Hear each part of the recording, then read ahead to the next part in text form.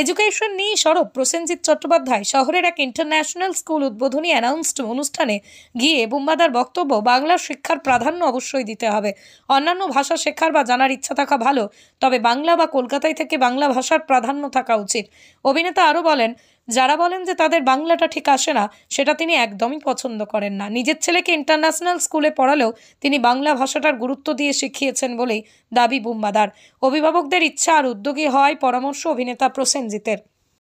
দেখুন, দুটোই খুব ইম্পর্টেন্ট, কারণ আমার মনে হয় বাংলা পরিচয় পড়াটা যেরকম ইম্পর্টেন্ট, শেক্সপিয়ার পড়াটা খুব ইম্পর্টেন্ট। কারণ আজকের দিনে দাঁড়িয়ে বাচ্চারা যেরকম, মানে আমি একেবারেই ব্যক্তিগতভাবে পছন্দ করি না কোনো প্যারেন্টরা বলে যে আমার বাচ্চাগুলো বাংলাটা পড়ছে না, এটা আমি পছন্দ করি না।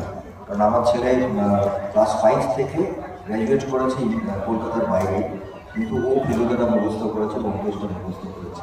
তো এটাও সম্ভব, কিন্তু অ্যাট দ্য সেম টাইম শুধু ইংলিশ পড়বো না, ইংলিশ বলি, ফ্রেঞ্চ বলি, অন্যান্য।